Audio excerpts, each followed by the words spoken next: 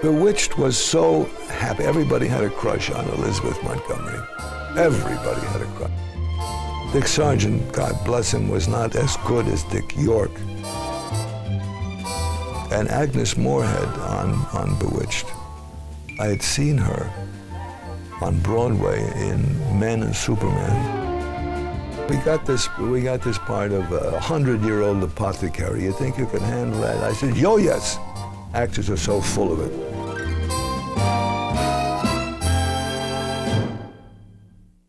That was Bernie Kopell talking about what it's like to be one of the actors on the set of Bewitched. Welcome to Bewitched Secrets Behind the Scenes 2.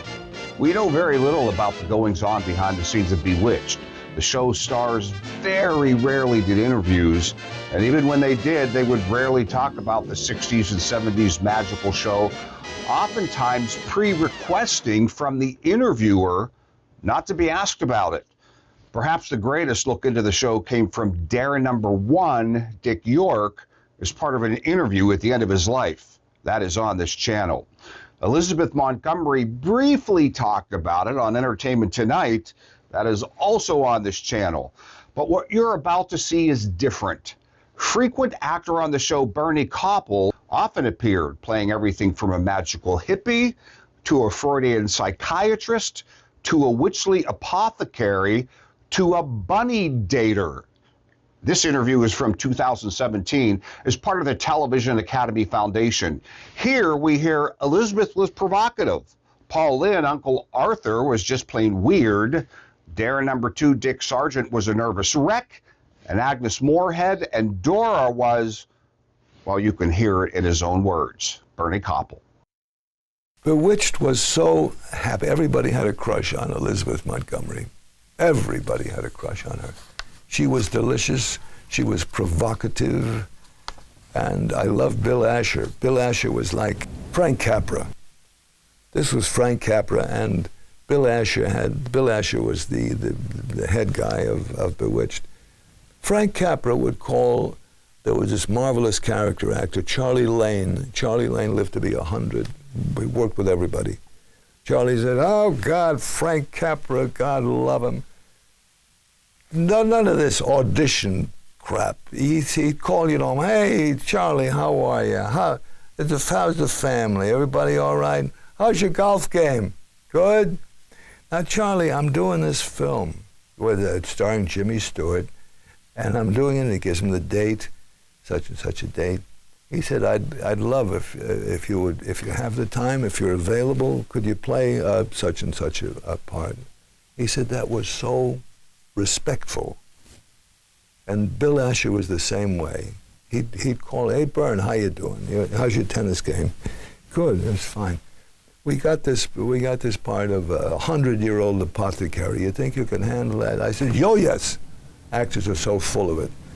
They say yes before the question is even out, because they don't want to be turned down. Yes, so I played a 100-year-old apothecary, and that was great. Can you play it? Yes. Excuse me. Oh, hi, cutie. I didn't hear you come in. Hello. Esmeralda sent me.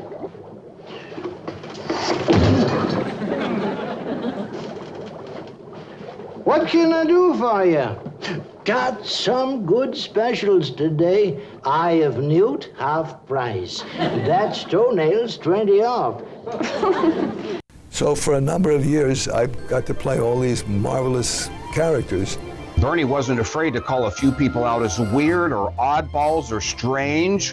One-day player, as they're called, in other words, someone who appears in just one episode, has such a hard time getting her lines right that Bill Asher, the show's director and Liz's husband, got so frustrated he became angry on the set and said what today would not only be considered crude, but politically incorrect.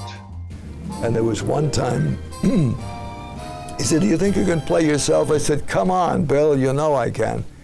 So this lovely girl who was on the Carson show, Carol Wayne, was my girlfriend, and she had been a bunny, but she had been, through witchery, she had been transformed into this luscious girl.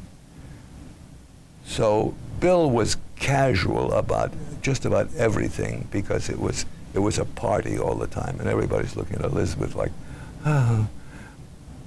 And so there was Paul Lynde, very uncomfortable guy.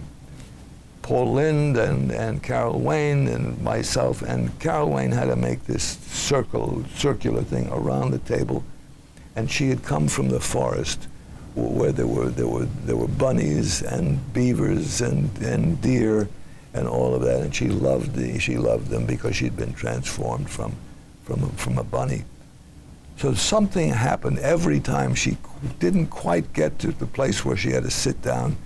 And the first time Bill Asher was a little annoyed, this happened like 5 times, 6 times, 7 times. He said, Carol, for God's sake, all you've got to do, you got to come around the table and say, and you love everything in the forest, and you come and you love this animal, and you sit on your beaver. That's lunch, 1 hour. We could not control ourselves. But that's what, and there one time was a Friday night, and it was very late, and Carol sort of had this, hi, that thing that Carson likes so much, and she said, have a wonderful weekend, and she holds out, and said, what the heck is in her hand? She drops a joint into my hand. I said, oh, thank you. She said, okay, bye. She tragically drowned off the coast of Manzanillo, Mexico, in a few years. So that's not a happy story, but before you get to the end of it, it's happy. Dick Sargent, God bless him, was not as good as Dick York. Dick York? Yeah. So that's when I came in. But Paul Lynde was such an uncomfortable guy with his life choices. We always had to watch out for, like a Christmas party. I said, uh-oh, here he comes. So when we did The Flying Nun, he was on it and I was on it. And I always wanted to get a rise out of him. I said, hi, Paul, happy to see me? And he said, no. With that strange, uncomfortable way he had. They said he had so many citations for driving. He said it would be less expensive if he would get a chauffeur to drive him around wherever you go.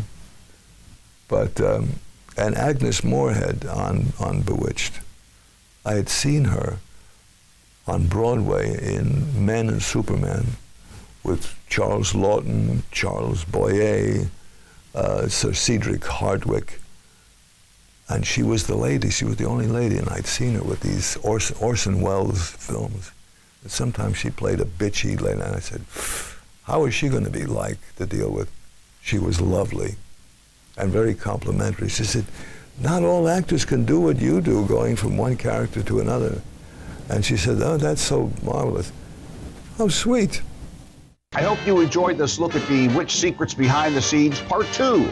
Thanks for watching, and be sure to check out many of the other Bewitched-related videos on this channel. Take care.